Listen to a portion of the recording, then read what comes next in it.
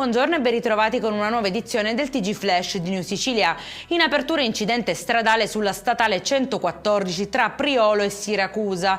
Nello scontro sono rimasti coinvolti un camion e uno scooter guidato da un quindicenne. Il giovane avrebbe sbattuto contro il rimorchio del mezzo pesante ed è stato trasportato in fin di vita al Cannizzaro in elisoccorso.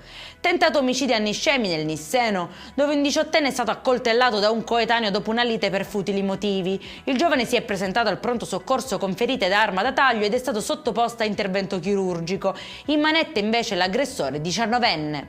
Scoperto un arsenale di armi e munizioni in un garage di Palermo, individuato anche un laboratorio per modificare le armi in una villa in periferia e arrestato in flagranza un soggetto. Complessivamente la Guardia di Finanza ha sequestrato 14 armi da fuoco, oltre 1400 proiettili, silenziatori, caricatori e materiale per la lavorazione e la modifica di armi di ogni tipo.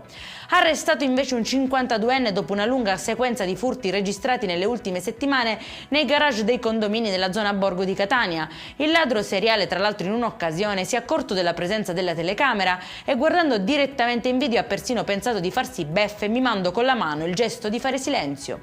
E in chiusura, per la prima volta in Sicilia, all'Ismet di Palermo sono stati eseguiti ben 7 trapianti in un solo giorno, una maratona chirurgica di 24 ore e un evento record per la sanità siciliana che ha mobilitato oltre 40 professionisti che hanno lavorato senza sosta. Per questa edizione è tutto, prossimo appuntamento alle 19:30, buona giornata.